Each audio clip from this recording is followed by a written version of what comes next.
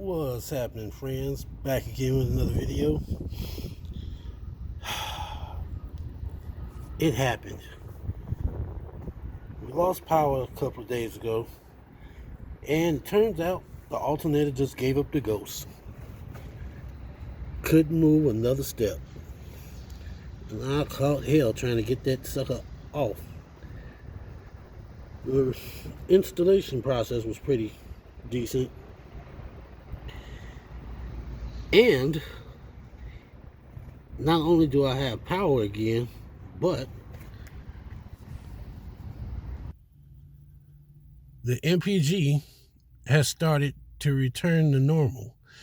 For a while it was at 16, it was at like 17.2, then it went down to 17.1, and a few weeks back it dropped to 16. So after the computer reset, once I changed the alternator, that was a surprising side effect. MPG went back up to 17. Then a couple of days after that, it went up to 18. So let's see where it's at today. Oh, wow.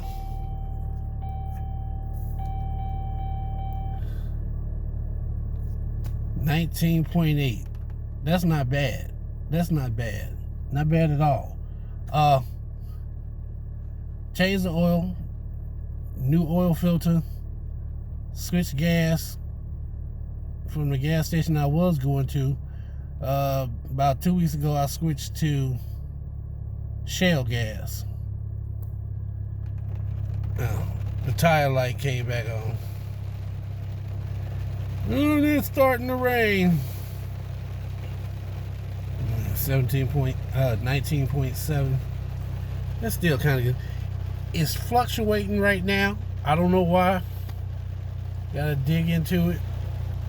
But the important thing is it's running again. So, that being said, I'm gonna take it out for a drive in the rain. Let's see what it do.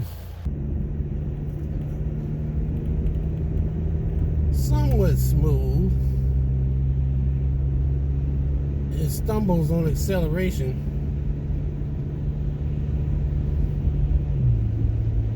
It went down to 19.6.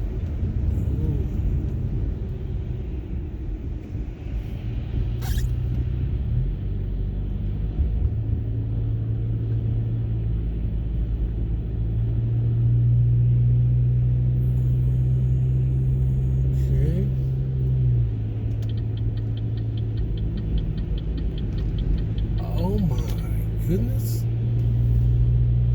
Wasn't expecting that.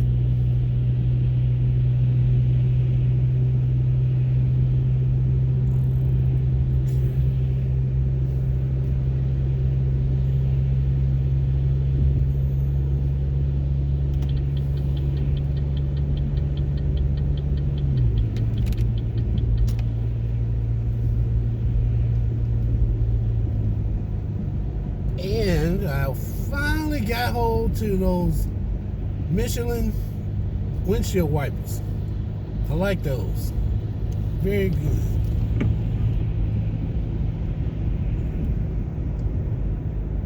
Since the last time, since a year ago when I put them on, as long as they keep making it, I'll keep buying them. And they got 3 versions. They got the regular, standard, they got a premium, and then they got another one. I forgot what they call it. But I like the Michelin wiper blades. Anybody in the market for some wiper blades, those are very good. And like I said, they got 3 different versions. So if you don't want to pay $20 a piece, there's 2 other ones you could buy. Now, I got mine from Walmart. I checked a couple of auto parts stores. They don't seem to have them, so it might just be a Walmart thing. But it's worth the investment.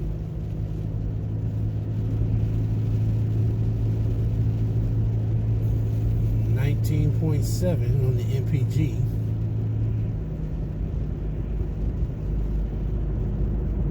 Is this a Volvo in front of me?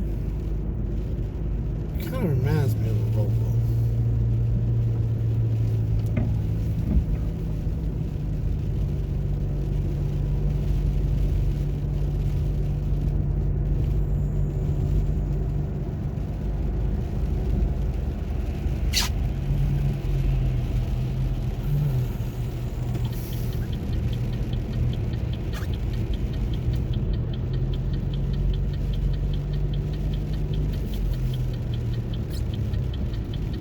Still having issues with the coolant system. It's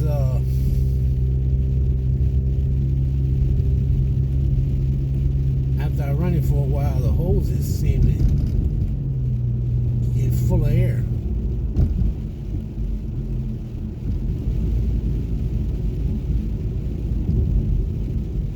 So I don't know what I'm going to do.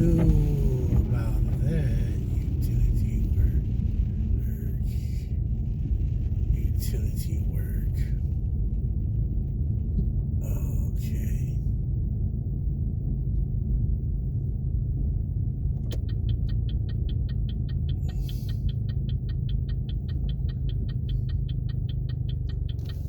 That loud, obnoxious rumbling when it's idling has calmed down some. It's not as bad as it used to be since I didn't change the alternator. And I ended up getting a vacuum hose. Oh, it was great. I went to 3 different places just to try to get one. I had to go way across town. I mean, I went so far across town, I was in the next town, 2 towns over, just to get one piece. And I got it just in time because the little temporary fix had started to break down. So I'm fortunate that played out the way it did.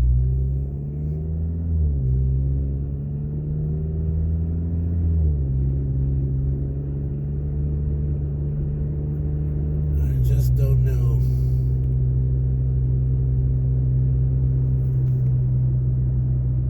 I don't know about this cooling system. It's got to be a leak somewhere. I just can't find it. Got up under the vehicle. I could see the dry spot where it was leaking at. It's towards the front of the engine.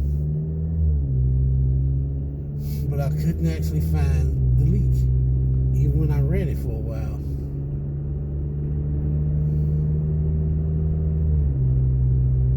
And of course, there's an exhaust leak. On top of that, this car got all kinds of problems, but we're working on it. We're working on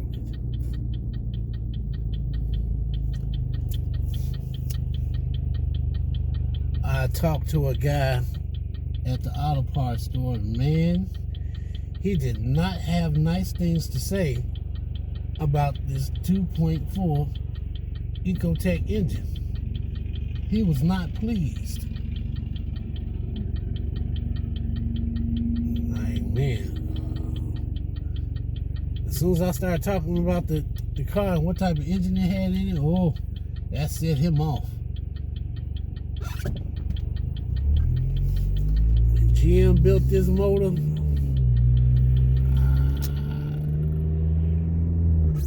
I don't know. That it wasn't their best work. It's definitely not their best work.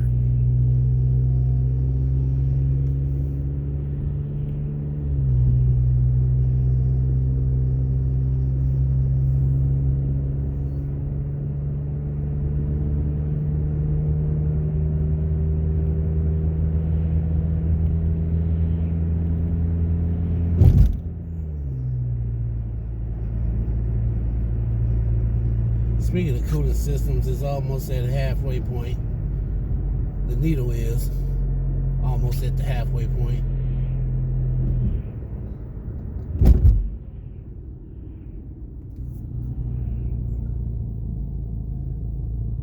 I still got a ways to go before I get to my destination.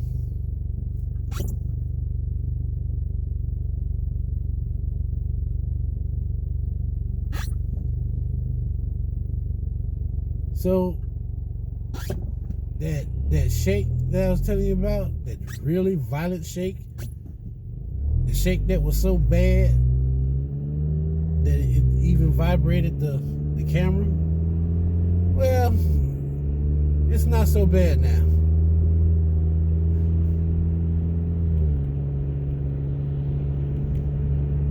I was looking at the steering wheel at the last stoplight, and I could see it shaking, but it wasn't like that violent shake. So even though I changed the spark plugs and changed the ignition coil, it was the alternator. My problem with that was the alternator light never came on until a week ago.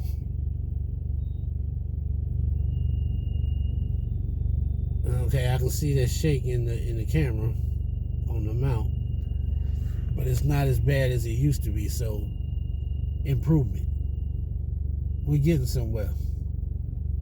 I feel like we're headed in the right direction. I mean, personally, I cannot stand electrical problems. Ugh. But what can I say? It's got to be done. Ooh, they got some nice vehicles over there. Some nice old vehicles. I see a Buick, old school Buick, Nissan truck, Chevy, Ford Edge. Is the tow truck trying to beat the SUV? This is a weird road to travel on.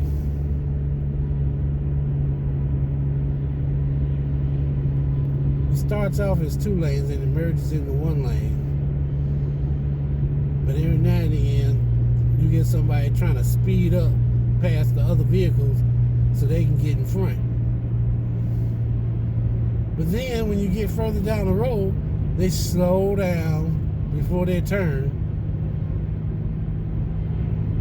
And then they get to the turn and put on the turn signal. Like, what? Huh? What?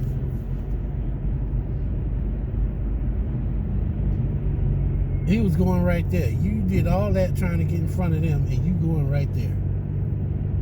You could have waited. What was the point?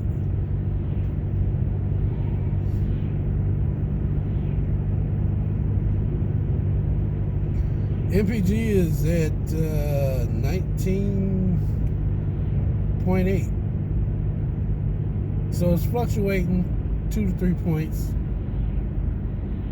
Not bad. I would rather it be at 21, but I'll take 19 for now. 19 is way better than 16. So the car is slowly getting its groove back, and it's trying to stabilize. So I'm thinking when I switch gas, that helped to stabilize the engine as far as gas mileage. But I couldn't see it because, like I said, we had other problems going on with the engine, but no lights, no warning lights. So how hook it up to a diagnostic meter and the OB2 tester, and it came back negative. No lights.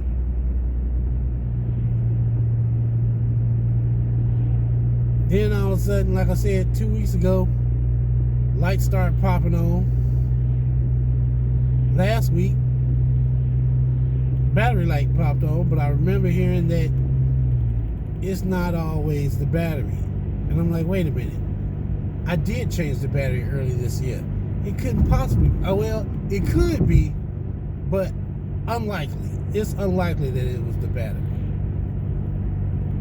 And I used one little tester that I had to check the battery in the alternator, and it kept saying battery. And I'm like, nah, I'm not feeling it. It's got to be wrong. This is why I hate electrical problems, because everything's intertwined. So even though, like in this situation, the battery light came on, but it wasn't the battery. It was the alternator.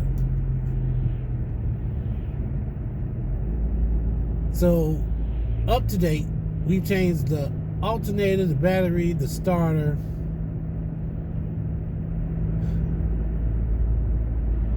We did spark plugs, ignition coils. Engine has come from the MPG has come from 17 down to 16. At one point it was 14. But like I said, I switched gas. It went back up to 16. Stayed in that 16.5 range for a while. Then of course the alternator went out. So I had to kill the power, unplug the computer, let it reset, and it's slowly been coming back up to 19. So now it's at 19.8. Okay.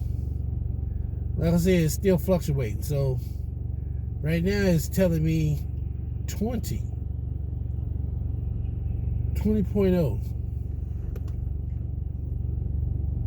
But I suspect that it's going to go down.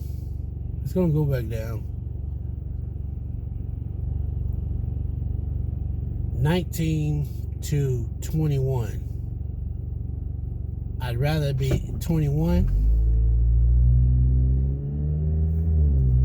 But we'll see what happens. If I can get this coolant system straight.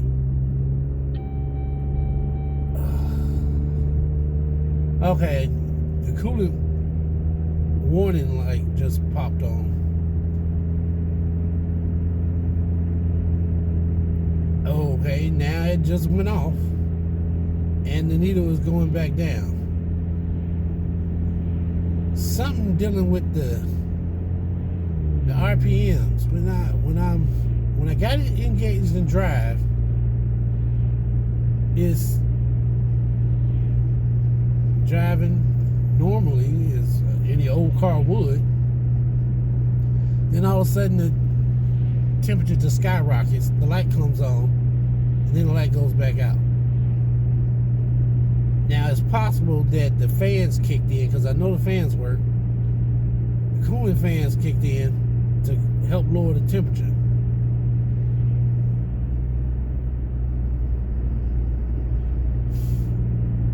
This is going to take me a while to figure out. But as far as the electrical, I think we pretty much got that straightened out.